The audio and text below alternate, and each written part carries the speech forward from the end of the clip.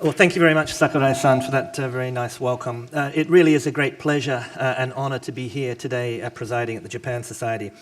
This is an extremely timely event, obviously, with the snap election being called for 14th of December and Prime Minister Abe making the decision to delay the second stage of the consumption tax hikes that was scheduled for October next year, being pushed out for another year and a half to April 2017.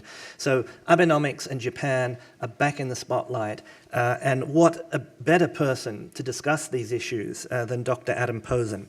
As Mr. Sakurai mentioned, Dr. Posen is the president of the Peterson Institute of International Economics in Washington, D.C., which is one of the premier economic policy think tanks in the world. And Dr. Posen is one of the world's foremost macroeconomic policy experts in general, but an expert on Japanese monetary and fiscal policy in particular. Dr. Posen received his PhD and his BA from Harvard University, and he's had a very distinguished and very international career in economic analysis and policy making. Quite notably, he was an external policy member of the Bank of England's Monetary Policy Committee for 3 years, a very eventful 3 years from September 2009. And he was really very instrumental there at the Bank of England in helping to drive a very activist monetary policy approach, which I think has been very successful as well. Author or editor of 5 books, including a definitive study of Japan's economic malaise of the 1990s, and also a book that was co-authored with the Federal Reserve Chairman Ben Bernanke on inflation targeting, well before that framework was adopted either by the Federal Reserve or the Bank of Japan. Dr. Posen has advised numerous governments around the world and is very well known and widely cited among economists in the press as well. So, Adam, we're really looking forward to hearing your thoughts on whether Japan's growth strategy is for real and what it means for the rest of the world. Thank you, Paul, for that gracious introduction. I'm quite grateful and impressed that with your global role of the last few years, you both had time to come join us today and continue to keep your hand in Japan, where you've been a pillar of the research community for so long. So thank you for that. I am very grateful to President Sakurai and the corporate program here at the Japan Society to have me back. It's been a while, but it's a good privilege to be here. And to see this building in its sort of stoic Zen grayness riding out the tribulations of the Japanese economy and then the American economy and then the Japanese economy. And it's good that the study and the understanding and the exchange on Japan continues in this august society. So thank you for including me in that. As Paul said, I'm the, what's the opposite of victim? I am the recipient of very fortunate timing for this event. And to that I'll attribute the very great crowd we have today. I'll try to make it worth your while. I am going to cover essentially 3 issues. First, I'm going to pretend I'm going to pay attention to the time. My broadly positive view of Abenomics in economic terms, in reform terms for Japan, which I think still stands, although it's a little shakier than it once was. Second, my rearguard action discussion of the postponement of the consumption tax hike, where, as some of you are aware, I came out publicly and in the end fruitlessly against the postponement of the tax hike. And since some of you may remember that the book that Paul Sheard was kind enough to mention was essentially an argument about why the 97 tax hike is a mistake, I just think it might be of interest in explaining why my views were different on this occasion. And then thirdly, as the society set out for me, I'm going to talk a little bit about the implications of Abenomics going forward for the rest of the world, both in terms of what I think it will do in the Asian economies, but also lessons or implications intellectually for the policy mix in the US and in Europe. So those are my goals. Let me start out with the issue of Abenomics writ large. And 3 arrows, 3 arrows, 3 arrows, 3 arrows, fine. I think it's time we just say that the first arrow is well designed and has largely worked, meaning that the monetary policy expansion pursued by the Bank of Japan under the leadership of Governor Kuroda has largely been successful. People will say, well, hold it, inflation went down a little bit. Inflation expectations went down. They're not as high as they were. And they promised to get us to 2% inflation by April 2015. I think this promise that was made of the 2% by inflation by April 2015 was the one mistaken part of the policy. It should have been stated as the goal, as the aspiration, and as a statement which Governor Kuroda and the BOJ board have come around to saying in the end that if we don't achieve that goal, we will do what is necessary to achieve that goal shortly thereafter. I think that was the right way to phrase it. You can think about whether it was due to the politics of Japan at that time, the sense of excitement associated with the regime change at the Bank of Japan, or the more general arrogance of central bankers that I've been fighting against for a while, to pretend that you can control the economy and control inflation very closely. There was this belief that arose in the late 90s and early 2000s that along with inflation targeting as a form of monetary policy, there was a belief that you could control inflation very well, very fine-tuned. And as Milton Friedman told us many, many, many years ago, fine-tuning is not something you should expect to do. Now, I'm not dismissing the fact that the Bank of Japan has a ways to go yet, but I am merely pointing out that by standards of both Japan's recent past and by standards of comparative central banking over the last 10 years, having fluctuations of inflation of plus or minus 0.5% are actually not by any means unusual. And have an inflation rate that has sustainably, on average, moved above 1, to have price setting behaving differently, to have inflation expectations and various measures having moved sustained way positive, to have the prospect realistically of maybe not getting to 2% inflation by April, but getting to 1.5. This is all actually, by the right standard, a success. And it is a necessary condition for Japan to move forward. It is not a sufficient condition by any means. I know Rick Katz is here and has written a lot about structural reform and the need for that. I'll come back to that in a second. But it is a set of unreasonable expectations, perhaps self-imposed, but nonetheless unreasonable expectations that would lead anyone to term the BOJ's policies as anything other than a success. They arrested deflation, they've moved things in the right direction, they have not lost control of the JGB market in doing so. We're moving ahead. 3 arrows, 3 arrows, 3 arrows. Let's skip to arrow number 3, structural reform. Here again, I think Japan, and especially the Abe government, cursed themselves with excessive and then skeptical expectations. There are so many cynics, as you all know, about Japanese reform. And again, I think it was important to think about what the proper baseline would be. When you look around the world, it is easy, and it's always been easy for Americans, but it's easy for Japanese as well, to come up with the laundry list of all the ways in which Japan is not a terribly competitive economy in the sense of doesn't have much competition, the various inefficiencies, rigidities. But I think it's time we have to recognize 2 facts. The first is that essentially every advanced economy has a lot of room for structural reform. In the US, remember, we're throwing away on the order of 8% of GDP a year in wasteful healthcare spending. There is nothing to compare to that anywhere else in the OECD. That is a need for structural reform. But it's also not just a question of lowering standards, it's a question of recognizing what's real. And what's real is that until the global financial crisis of 2008, Japan was undergoing its longest post-war recovery and was doing so without a huge accumulation of capital deepening and without, obviously, any population growth. It was, in other words, growing through productivity growth for several years in a row. which brings us back to what's your baseline.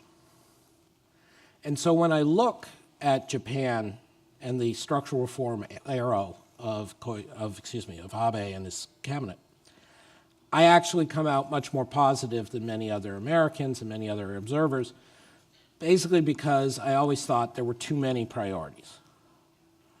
And the fact that some of them didn't go through doesn't really bother me that much. And what does impress me, and I think is factual, is that the single biggest thing that could be done for economic growth on a sustained basis in Japan and fiscal sustainability in Japan was to increase female labor force participation, and by hook or by crook and by luck and by pluck and whatever you want to call it, female labor force participation in Japan is up a very great deal in the last 2 years. On our estimates, working with government data, it's up basically 500,000 over trend. Now, some of those 500,000, a significant number, are women who are being employed part-time, in flexible labor arrangements, in the more informal arrangements that many younger people have in Japan that has caused great concern.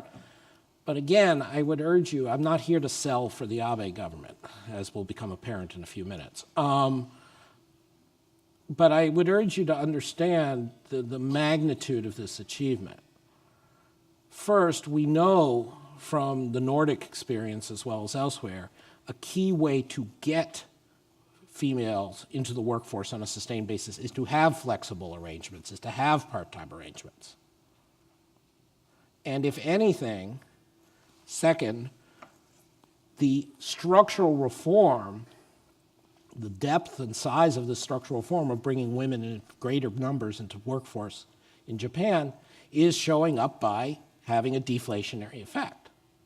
And this is what you would expect, that if you're doing serious labor market reform, as Germany did in the early mid-2000s, as Spain and Greece to varying degrees are doing right now, that you end up in the transitional period creating more labor supply, as well as more deregulation of labor markets, which puts downward pressure on wages. This is ultimately the best thing that could be done for the Japanese economy. Well, you could add some immigration, but let's leave that aside for the moment. The single best thing that could be done for the Japanese economy, and of course, in the short run, it is a positive supply shock, which is deflationary. And that also is part of when you evaluate what the Bank of Japan is doing. This isn't Governor Hayami 15 years ago saying, oh, there's good deflation and there's bad deflation. There's nothing good about deflation. But there is the fact across countries over time that if you do serious labor market reform, there's a transitional downward pressure on wages. And it can be worth it to do that labor market reform, which has lasting benefits for the society. Now, there are a bunch of other potential structural reforms that the Abe government has listed.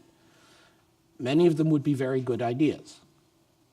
If the Abe government would come through with a sufficiently good offer on pork deregulation, literally pork, not figuratively pork, we could have a TPP deal. And this would have direct effects on purchasing power in Japan, a whole host of security effects, trade and efficiency gains. Our institute has done a bunch of studies on this. I'm sure you've spoken about this many times here on the stage. I'm not going to rehash it. There was the initiative coming out of Takanaka Heizo and others for special economic zones. That, unfortunately, seems to have fallen by what I would call the old Japan syndrome. It was initially a good idea that was going to deregulate labor markets and certain business rules in major urban centers, and possibly even help a little bit with migrant labor and immigration. And it has been transmogrified, as Calvin of Calvin and Hobbes used to say, transmogrified into a good old-fashioned regional bailout policy, sending money to the towns where there's too many old people and too few jobs. That is unfortunate. It's also second-order small. There is then the whole list of what Takatoshi Ito refers to as the darts inside the third arrow. Again, they all would be nice. But let's be very clear. The labor market reform is enormous, is enormously positive, should have been the first priority, was the first priority. Think about the scale. Again, on our estimates, roughly you've increased female labor force participation if you take people who are working at least, say, 15 hours a week. Female labor force participation by about 2.4%. So a little less than 1.5% of the workforce. When we talk about the number of people after the Great Recession here in the US, the decline in labor force participation that still hasn't been made up, it's 1.5%. This is a very big deal. All right, so to me, the first arrow and the most important key component of the third arrow have been successful. They've been unfairly judged. That's life. I don't feel any pity for the policymakers who get unfairly judged. That's their job.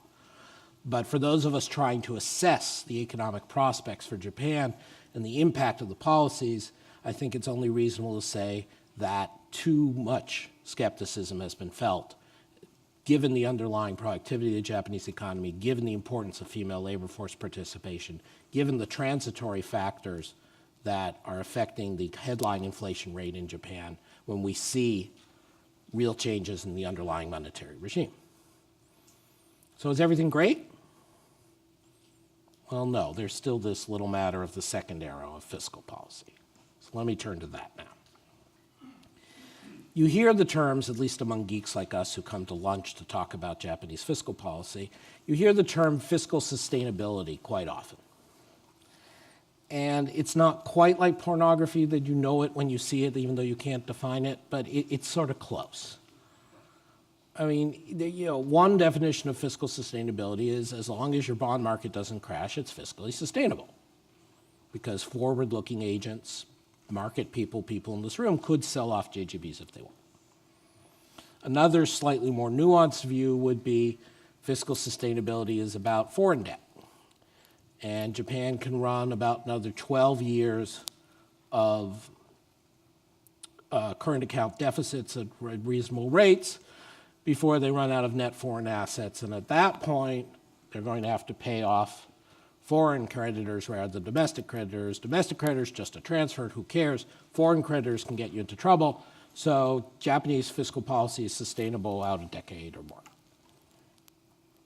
Another view is you just do the simple math and you say, okay, well, this is what they've promised on healthcare, and this is how many 70-year-olds and 80-year-olds and 90-year-olds they'll have, and oh my God, they're already bankrupt. I'm going to suggest a relatively boring middle ground.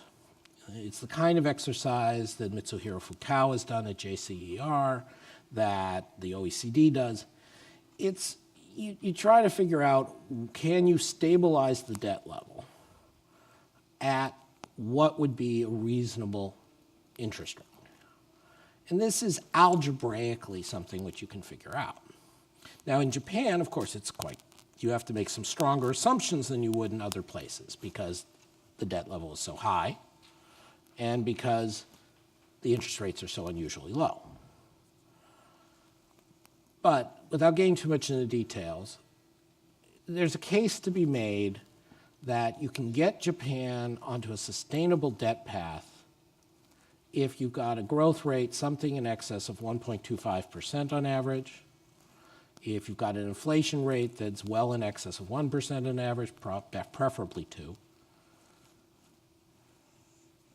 and, here's the key and the value-added tax goes to something over 20%. Now, there are other ways you can get there. But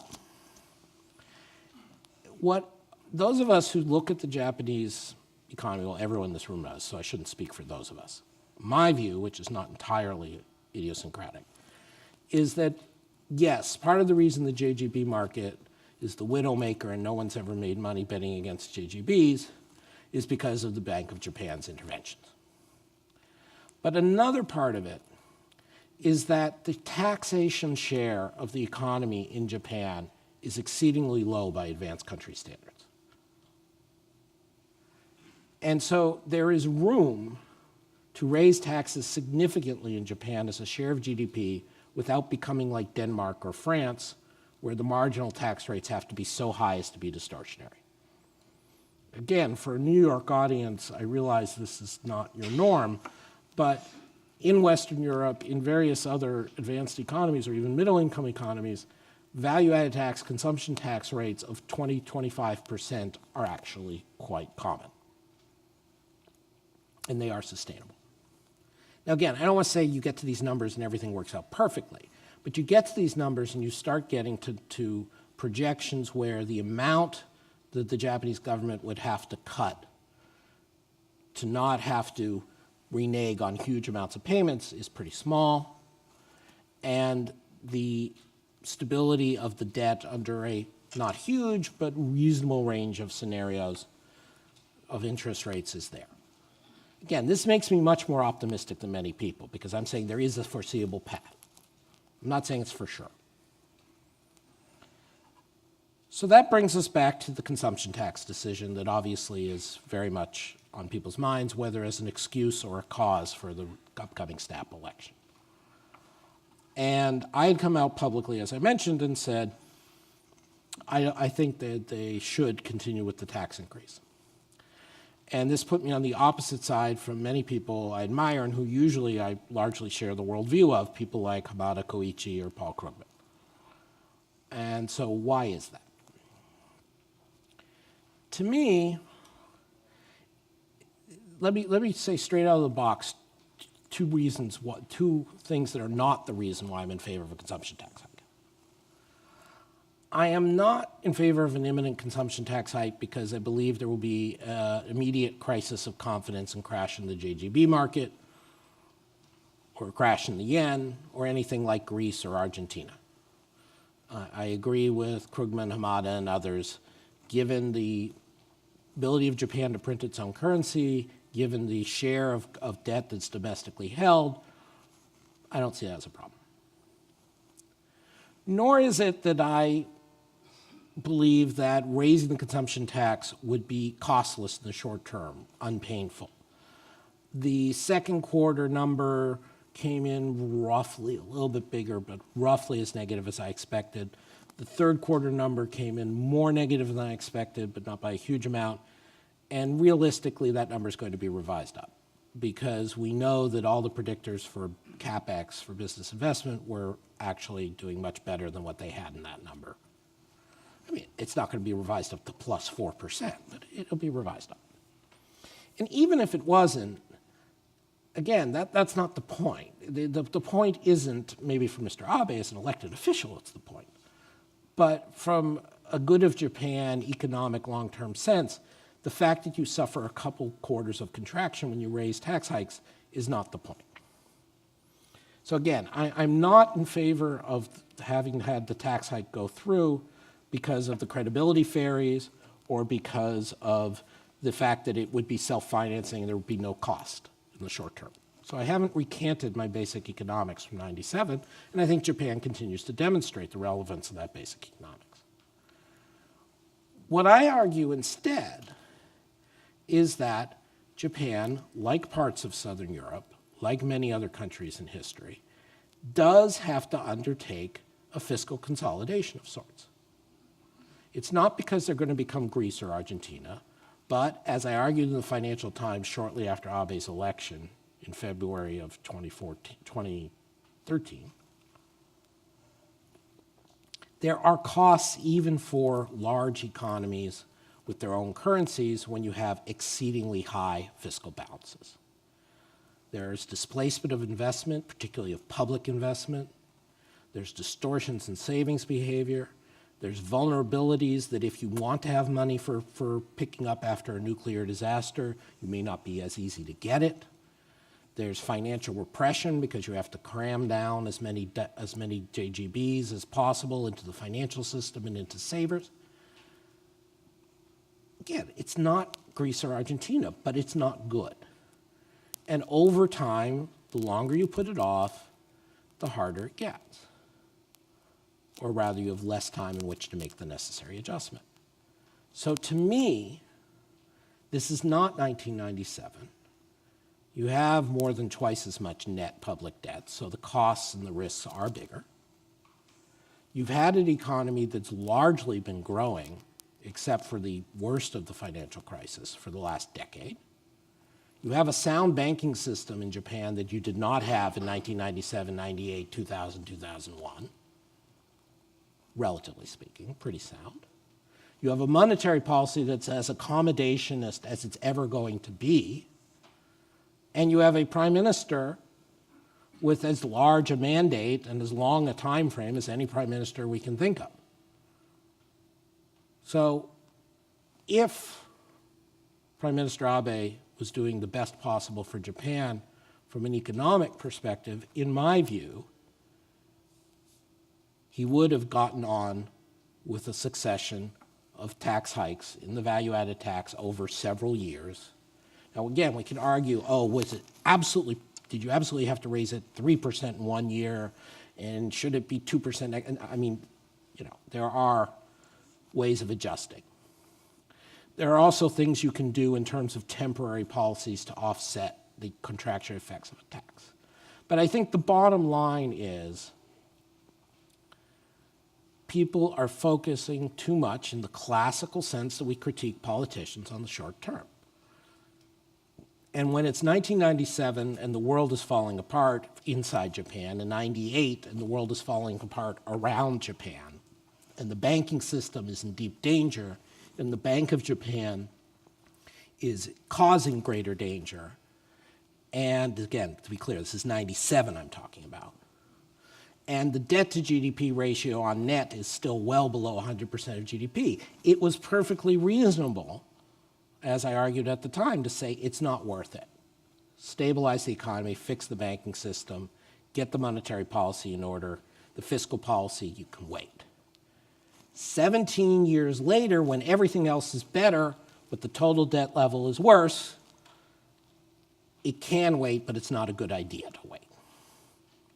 And so that ultimately is why I advocated the tax hike should have gone ahead as part of a series of ongoing gradual rises in the consumption tax. Finally, what does Abenomics mean? Where does it go from here? What does it mean for us in the US and the rest of the world? Try to be brief. So Japan is not on a cliff, okay? If anything, the 20 years of start and stop growth in Japan should have convinced us that even really bad policies do not cause Japan to tumble over a cliff. And what we're talking about now is mildly disappointing policies in some areas, less disappointing policies in other areas, positive motion in a few select areas. So Japan is going to be okay for the next few years no matter what. If anything, we're going to get positive growth surprises over the next year because we're not getting the fiscal contraction. The BOJ has doubled down, or not literally, but increased its rate of monetary expansion. The yen has fallen further. I think the extent to which the yen stimulates the economy is less now than it used to be, but it will help. You may get a lot of nice short-term news. But ultimately, the positive news in Japan is that you have a monetary system that is going to keep inflation above zero and is going to go back to increasing, especially because the current regime lets there be pass-through from the yen to inflation, which the previous monetary regime did not. And you have a fundamentally improved growth picture because you have an increase in female labor force participation. Now, again, once you've done the increase, it doesn't keep growing. There's a lot of room for integrating and utilizing these women who've entered the workforce, so that will continue for a while. Does this change the game in Asia? No. I have always believed, and again, this is things that you've spoken about in this society many times, that the real motivation of Abenomics was so that Japan would have a, depending how you want to pitch it, strong role, independent role, full role in determining arrangements in Asia around it, in being an ally to the US, in standing up, ideally, in not too confrontational a way to China. It is not clear that the extent to which Abenomics has delivered good growth in Japan and better prospects for the fiscal term in Japan is going to be enough to deliver that. And it is somewhat worrisome, as I gathered from conversations at lunch here as well with many other people, that so many Japanese people are doubtful of the benefits of Abenomics because they didn't do very well over the last couple years. Well, that's what happens when your currency depreciates, when you have an energy shock, when you have a rise in inflation, and when you undergo structural labor market reform, real incomes do temporarily decline. And so it's not that I deny that reality, and it's not that it's easy to sell that, but that was, in a sense, inevitable, and this was a good form, a good cause, and a good timing in which to take that income decline. Finally, the rest of the world. I think the most important lessons of Abenomics and implications of Abenomics are for Europe, are for Euro area, not for the US. It is about having coordinated fiscal and monetary policies. It is about recognizing that fundamental labor market reform is deflationary, so you have to ride it out and you have to offset it. It is about deciding realistically which economies on a sustainable basis need aggressive fiscal tightening and which don't. And frankly, Greece and Italy do, and Spain does not. Just as Japan didn't in '97, but does now. As I said when I first wrote about Japan now 17 years ago, the textbook economics actually do apply in Japan. They still apply in Abenomics. It probably doesn't apply to the election next week, but I'm hopeful that the Abe government will get back to the textbook economics after that. Thank you very much. Let me just ask a couple of questions and then throw it open to the audience. I'm sure we've got lots of questions there. And just starting with the first arrow and monetary policy, and maybe a bit of a two-sided question. One side would be, you, like me, I think are very supportive of what the Bank of Japan has done, essentially embracing a kind of inflation targeting regime.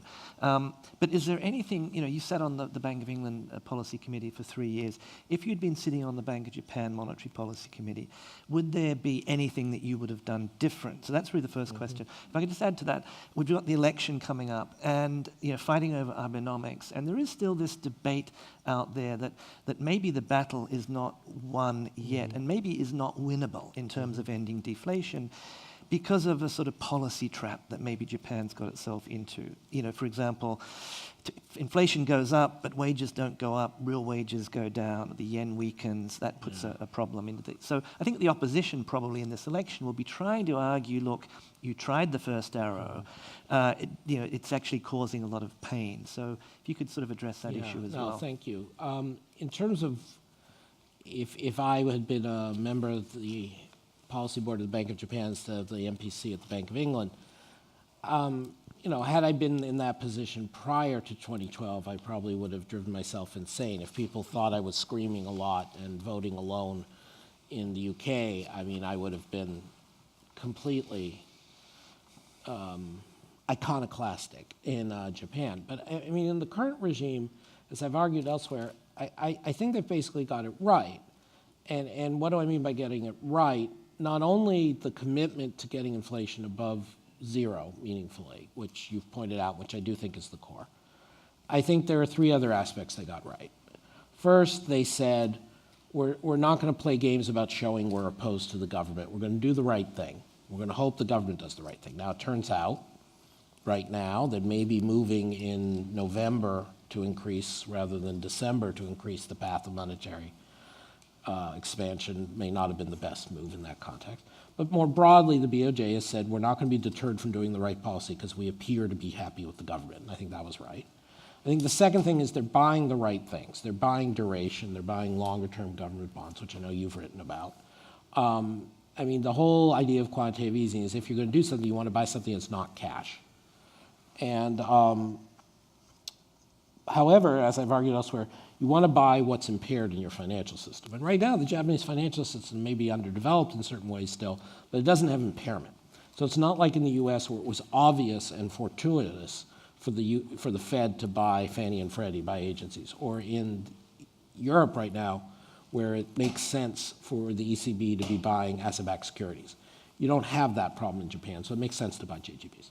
So, I mean, to me, it's broadly right. I would have avoided the communications of promising an inflation rate of a certain size by a certain date, if I could. I mean, just on that point, the Bank of Japan has finessed a little bit. I mean, Oh, yes, they about have. 2 Absolutely. years. Absolutely. The communication now is kind of, within fiscal year 15, which goes all the way out to March 2016, which actually is 3 years. I haven't seen anyone actually call Kuroda out on that issue. Right. I think they've finessed it rather nicely. But I agree with you. Pinpointing is a little bit I dangerous. agree with you. They finessed it. I think it was the right thing to do. How much they get away with finessing it is another question. On your second very interesting question about the idea that they're in some sort of trap, I think that is I frankly think that's just at best confusing correlation with causation, and at worst just sort of muddled thinking. I mean, you just look at what's going on. Gee, inflation dropped from 1.5 to 0.8 at an annualized rate or month-over-month rate. Well, okay, we've had a huge decline. That's headline inflation. We've had a huge decline in energy prices. We've had a huge increase in labor supply. And we had a demand contraction. Okay. Does that say anything about monetary policy? It says, well, yeah, all else equal, you should probably increase your monetary policy stimulus. Does it say that we haven't, I shouldn't say we, that the BOJ hasn't changed what's going on and changed expectations? No, because we have direct measures of those things. They're not perfect, but more direct measures of those things, JTIPS market, surveys, and those have gone up. So I just completely don't buy that.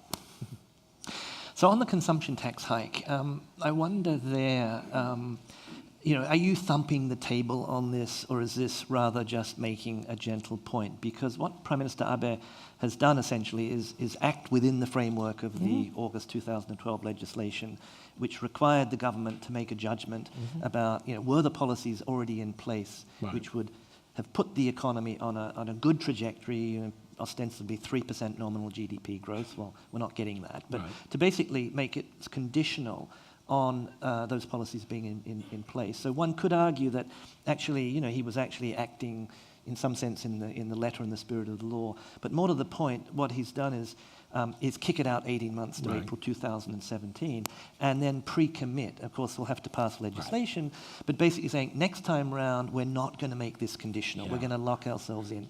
So is this kind of splitting straws a little bit, or is there something that you would want to pound the table? You're much wiser about Japanese politics than I am, as are most of the people in this room. But this is where I get cynical.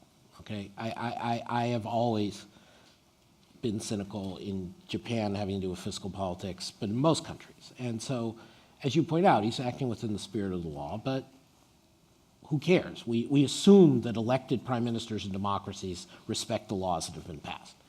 The idea that you want the policies in place that would support a consumption tax hike without doing harm, there were other things that could have been done. There were other fiscal measures that could have been done. There were other structural reforms that could have been done. The pace of structural reform in various issues could have been changed. There are also the law, as I understand it, and maybe I misunderstood it. You talk about the 3% nominal growth target, but again, there are ways of finessing that in an intellectually legitimate way of saying, well, look, there are these special factors driving down inflation. And what we'll care about is trend growth and trend nominal growth, and that's very different.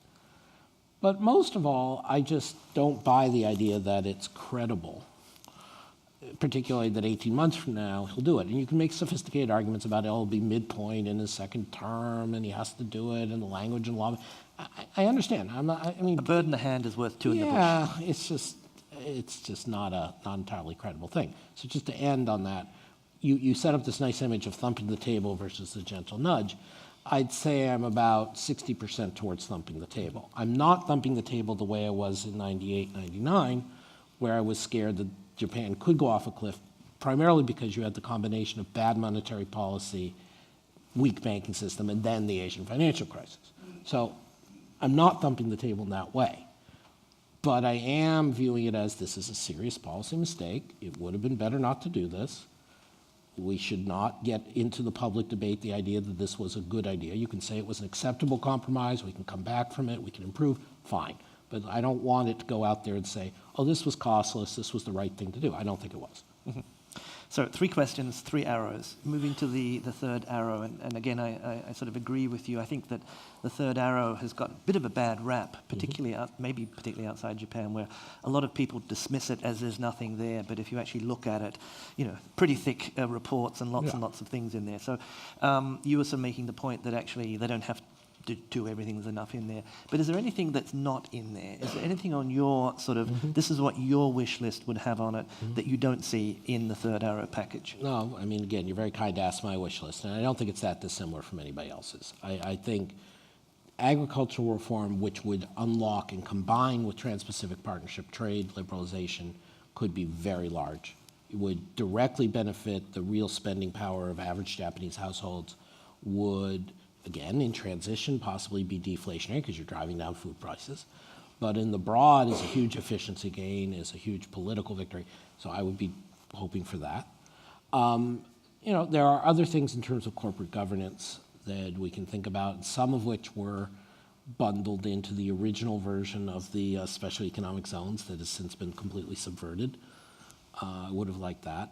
I still think you can do more in terms of womenomics, although I think the statements in favor of affirmative action, government hiring targets, funding childcare, and so on are all very real. Again, as you know better than I, there's a tax code issue for working women, particularly married working women. We should fix that. But I think they made the mistake, and I said this at the ESRI, the Cabinet Office Conference a few months ago. I think it's a mistake that a lot of countries do. The European Commission does a lot, but which Japan is particularly bad at, of saying, here's our 22 PowerPoint slide reform agenda, and on slide 10.8C is deregulation of gymnasiums in schools less than 500 students outside Hokkaido. It's like, okay, fine. I think that was a mistake.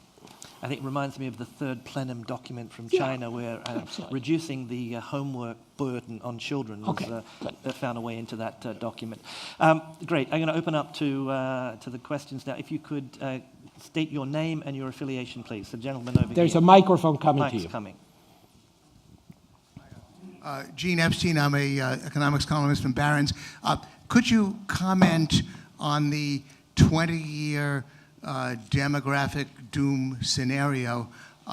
Has the achievement with respect to labor force participation, can it alter those numbers? I thought they looked pretty grim. It's been a while since I looked at them. You did mention immigration. In passing, the argument of the demographic doomsters is that, again, 20 years out, birth rates can change it, and if immigration is not going to happen, that there's going to be a very seriously shrinking labor force. I'm sure you're familiar with all that. Could you comment? Yeah. No, I think it's a very real issue, but it's vastly oversold. And I think it's vastly oversold not just sort of on the numbers for Japan, but in general. There's this tendency to believe demography is destiny. And we have enough natural experiments in history to show that's not true. So, we had a collapse in life expectancy and in male population in post-Soviet Russia, which is persistent. I mean, there's been slight recovery, but not. And their situation has not completely unwound. There are wars that occur that make massive demographic shifts and economies rebound from them. They may be doomed for particular welfare state arrangements. That's serious, but that's not the same as doom, and especially when you're talking Japan as opposed to, say, the Netherlands. Again, there's this room to increase taxes vis-a-vis the amount of expenditure you've got going on that is not comparable.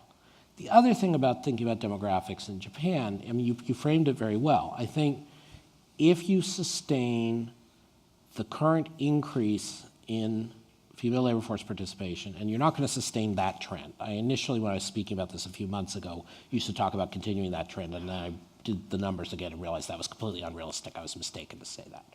But you retain something somewhat above the trend, which actually had been increasing, female labor force participation. You can put off the so-called demographic doom even on the doomster's assumptions 20 years. And in my book, that's not bad for government work.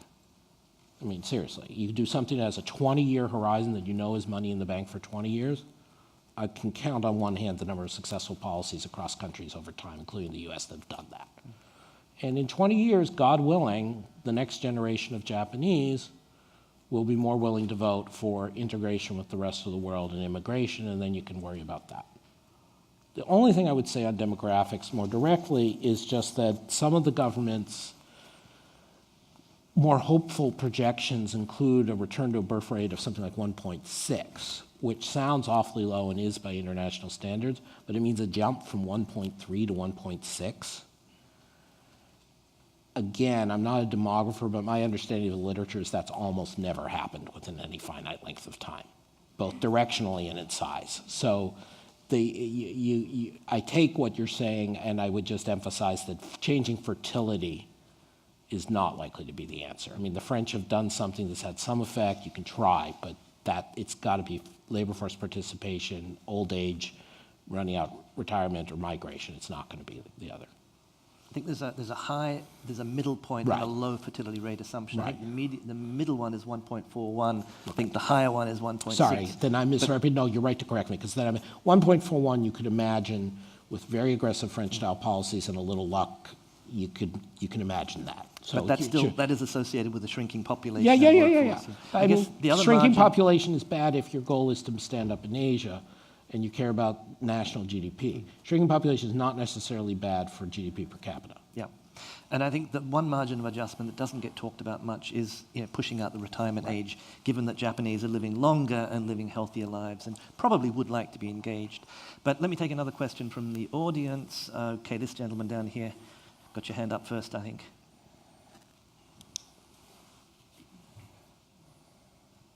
When there is a crisis in a nation, economic crisis. So your name and affiliation, please. Govind Singh from Merrill Lynch. Whenever there's a crisis, you come out with you coin a phrase like Abenomics. There was a phrase coined some years ago in another big economy called U.S. economy and Reaganomics. Things were very different. There were very high inflation. Here you have deflation. And the approach between one was that taxes were cut. Here you are asking taxes to be raised. Would you draw some parallel or dissimilarities in this situation? Well, besides the word nomics, I'm going to say something that sounds very facile, but I think is right.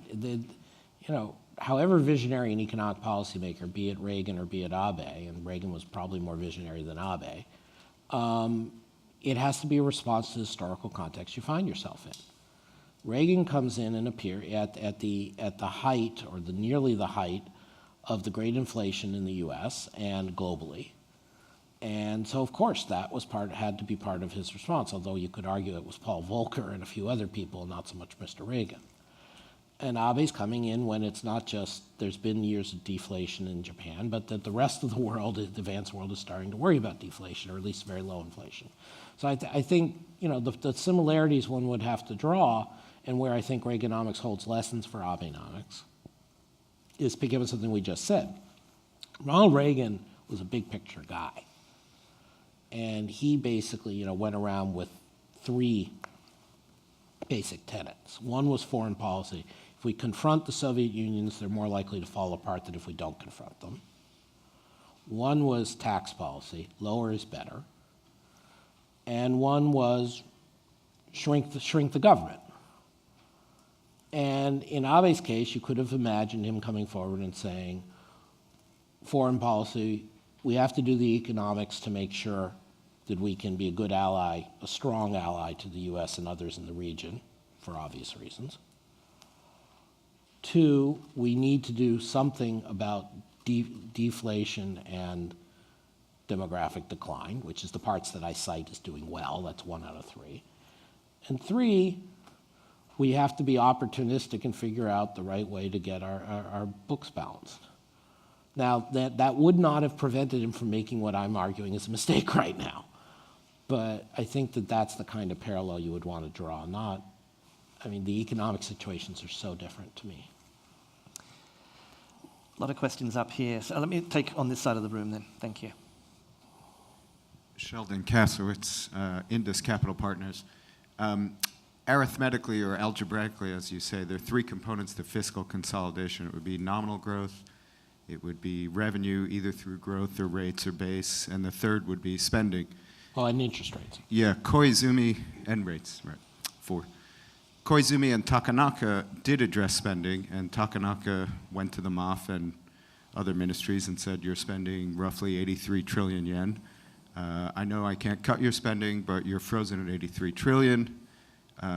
They engineered, and with a positive backdrop in Asia, got 1% to 2% nominal growth.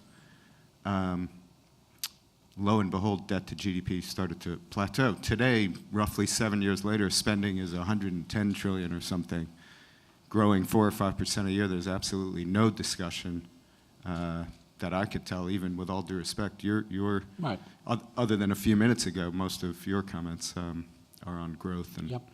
everything else. So do you think there is any possibility, any debate ongoing? Do the numbers sway you, or is fiscal consolidation not going to include the spending side? I mean, ideally it would. You know, I mentioned I spoke on these issues at the cabinet conference in early August, and I was on a closing panel as well with Glenn Hubbard from Columbia Business School, what many of you know.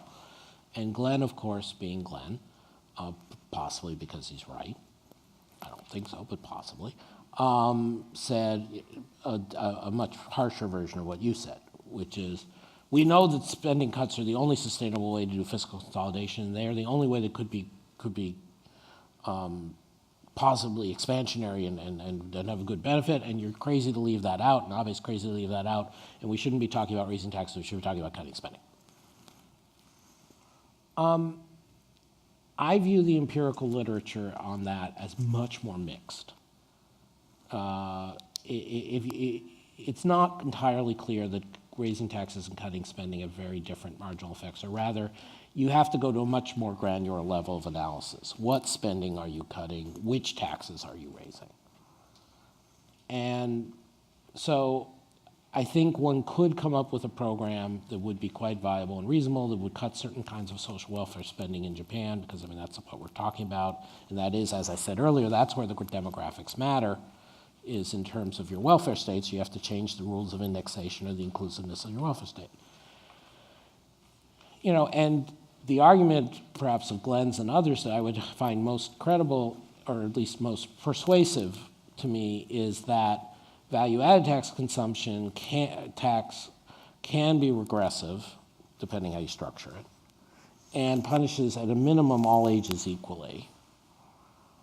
And if anything, old people in Japan have been getting the great deal because of deflation and government transfers and the way the tax code worked. So cutting spending would actually be more fair intergenerationally than raising taxes. I think to me, that is a plausible case to make. That is a both ethically and economically plausible case to make. I choose not to make it because we already had in train, until they chose not to, the plan for raising the consumption taxes, because that's money in the bank in a way that few other things are, and because in my limited political capabilities, it seemed like that was more politically viable. But no, so I wouldn't go all the way to saying it has to be spending cuts, but I would certainly be fully respect and capable of endorsing a package that included a much larger proportion of spending cuts and lower tax hikes. I think a blend would be fine. We're hitting 2 o'clock here, but I see a very engaged audience and a lot of frustrated, aspiring questioners. So let me take one more right up the back there, gentleman with the hand up. Thank you, Dr. Posen. It's Brian Kelly with Asian Century Quest. You obviously served with the UK Monetary Policy Committee. They had perpetual bonds in the UK, as you were aware. I'm sorry, they had perpetual bonds Yes. in the UK, as you're Yes. aware. Given that the BOJ's stated intention is to push out their duration, this most recent revision of QQE, could you assess the prospects for eventual issuance of perpetual bonds, number one? Number two, how do you think the citizens of Japan would react to the fact that currently alive people would not be responsible for paying the debts of of the previous administrations? And then third, if such an announcement were made in large size and it coincided with a reduction or even a ceasing of QE, how do you think that would impact asset markets? All right, let me take your questions second, first, third. Second, because it relates to what I was saying to that gentleman. Again, you can make, as my colleagues at the Peterson Foundation, not to be confused with the Peterson Institute, do make a very strong case about intergenerational equity.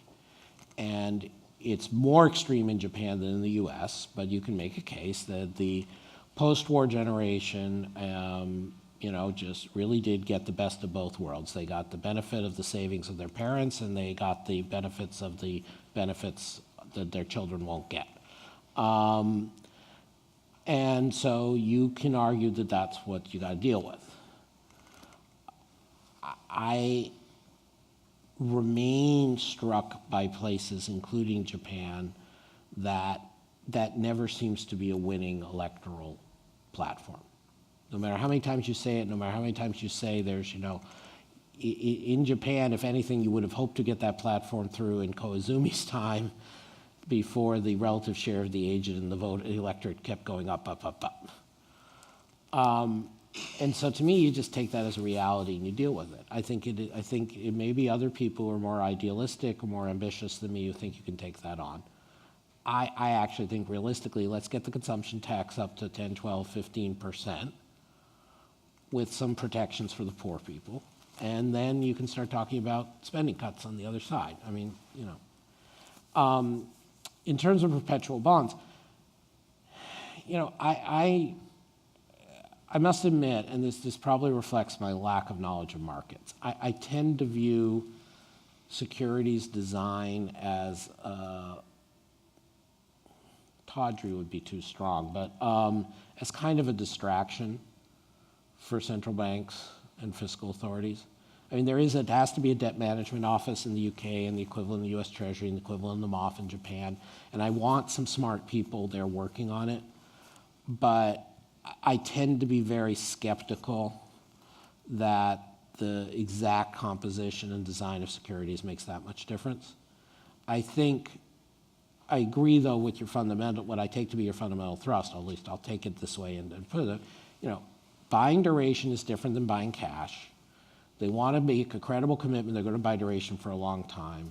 Japan seems to be able to float very long bonds.